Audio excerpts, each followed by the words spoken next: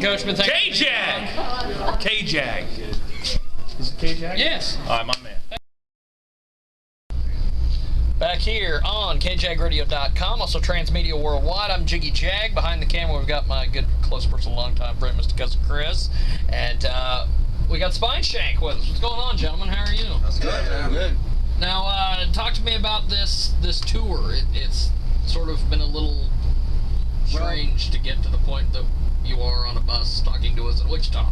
Yeah, we usually have some problems before a tour, and there was some miscommunications, I guess is the best way to put it, with one of the opening bands, and that changed a lot of things, and so it was kind of a mad dash to get everything together at the very end, since we didn't have we had it all planned out, and then things changed the last minute, so it was we like things usually work in our world, but that's what we do, and we always find a way to continue on, and we're on the bus, we're out here, and that's having cool. a good time.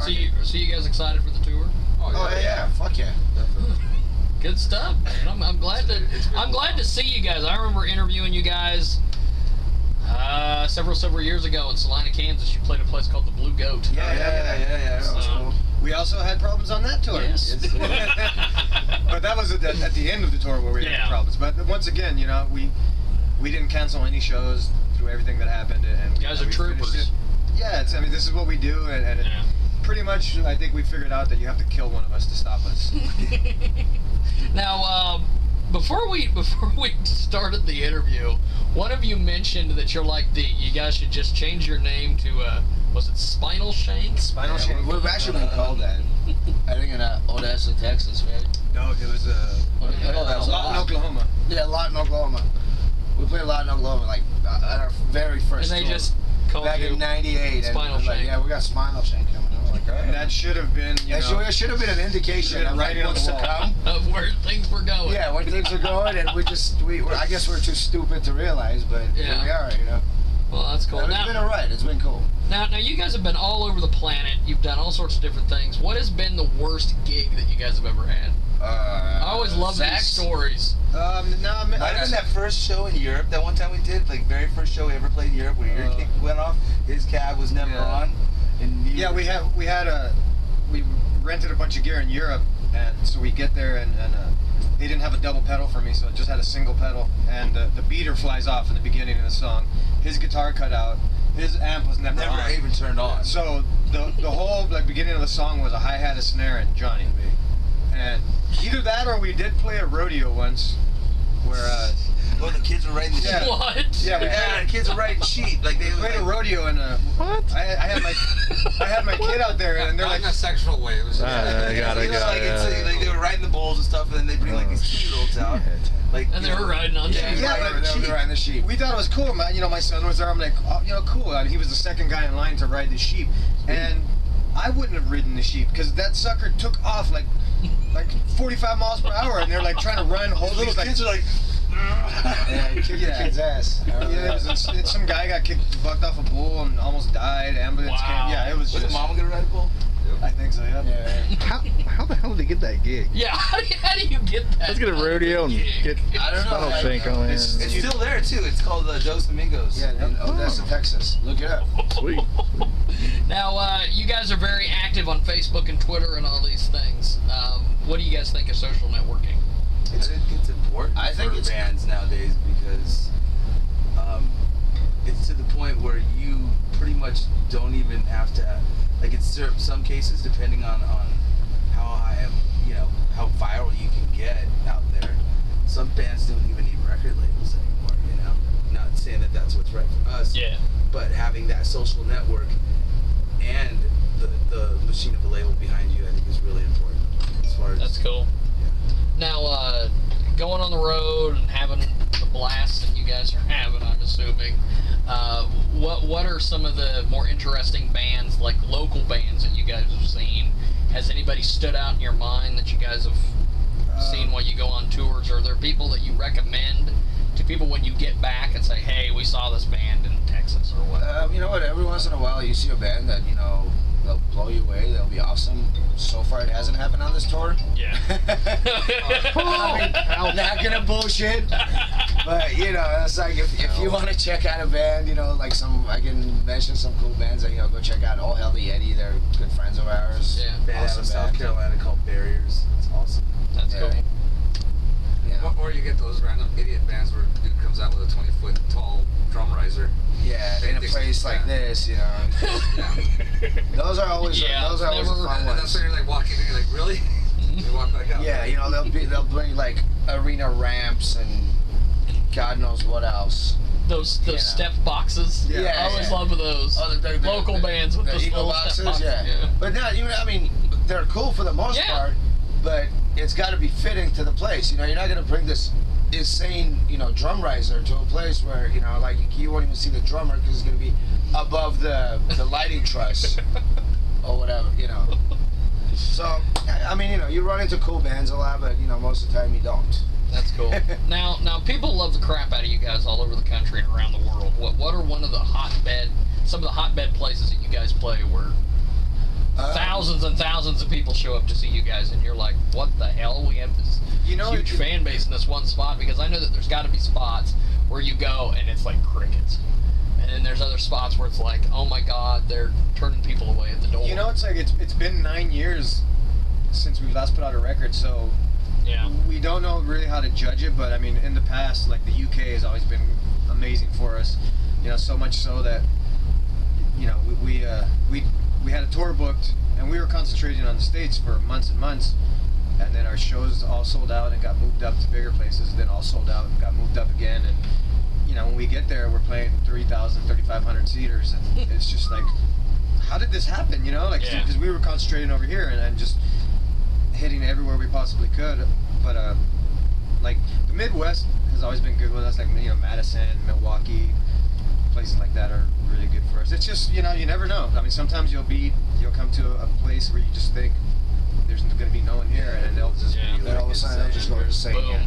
They just show up out of nowhere. And it's I mean, you know, a lot of it has to do with the promotion. You know, how much work that the local promoter puts into it, and you know, there's a lot of variables that go to, you know, putting the show together. I mean, one of the most frustrating things we come across is that we'll go to a place and then we'll read some comments on our Facebook.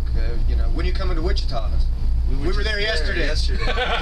You know, and it's like it's if you know, like you said, if they don't promote it well, then you know. It doesn't Now, you guys mentioned earlier 9 years, and I was getting ready to get to that question. Why is it taking so long to put out?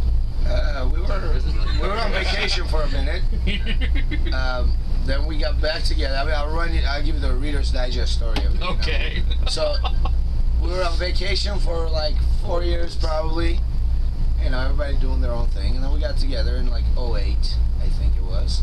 Just kind of started writing, and then went on tour, and then disaster struck, and you know, it took a while to actually recover from that and make the record. And we shopped it last year, did a little bit of touring, and here we are.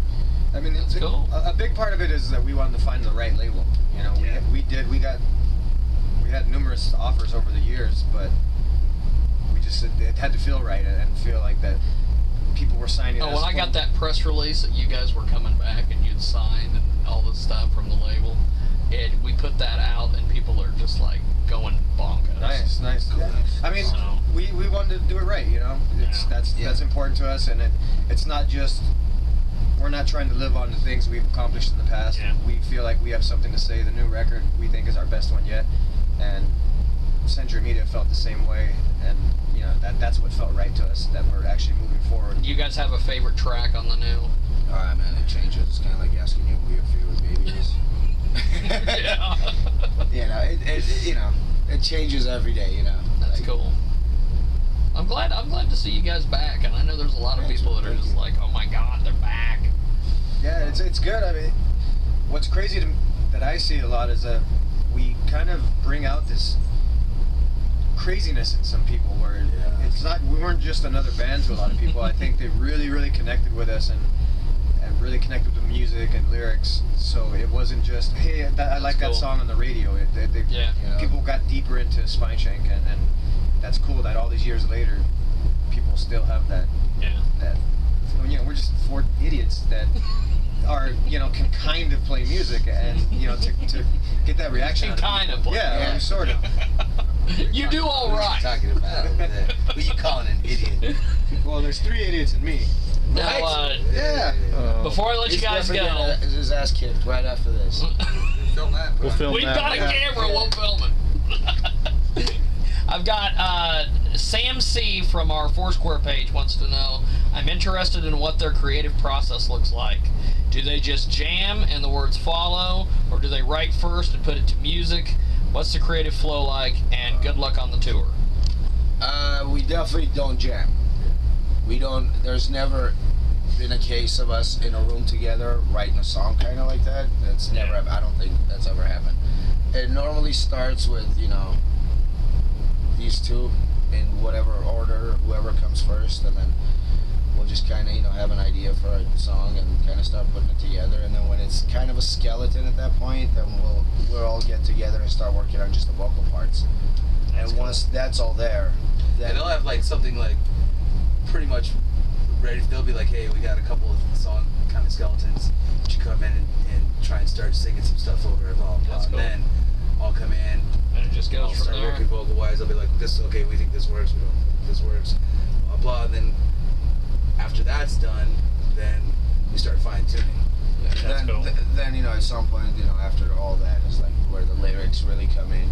'Cause, like we like to take time on our lyrics and we don't just shit it out. What I mean? Yeah. For lack of a better term. And it's not something that just because I'm the drummer, I'm going to come up with the drum parts. Sometimes one of these guys will have a better idea or something. Yeah, that's and, cool. With everything, it's a band, and everyone has to be happy with the final product. Yeah. So by the end of it, everyone's had their hand in there, and sometimes there's fights, and sometimes it goes smooth, but most of the time Sometimes there's fights, and sometimes there's fights. yeah. most of the time there's fights, but it's not an easy process, but it does take that to get it to a level where we all feel comfortable with the final product. That's cool. And one final question.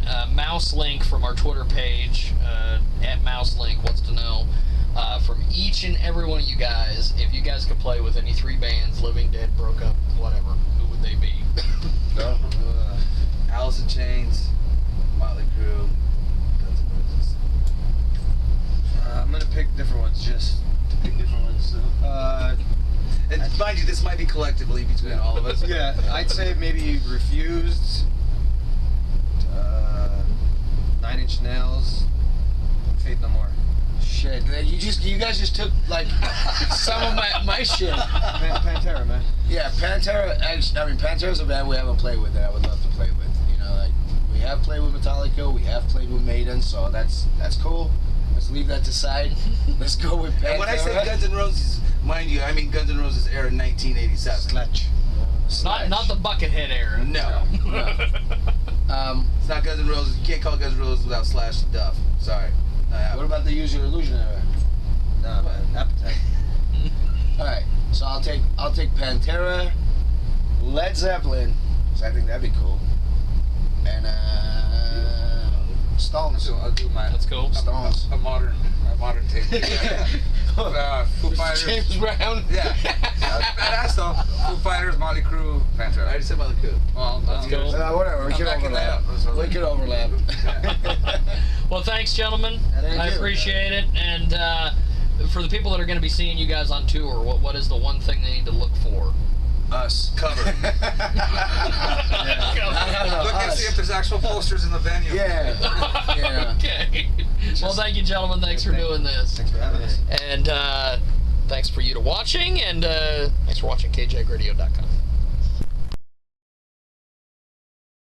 Yes, the real media.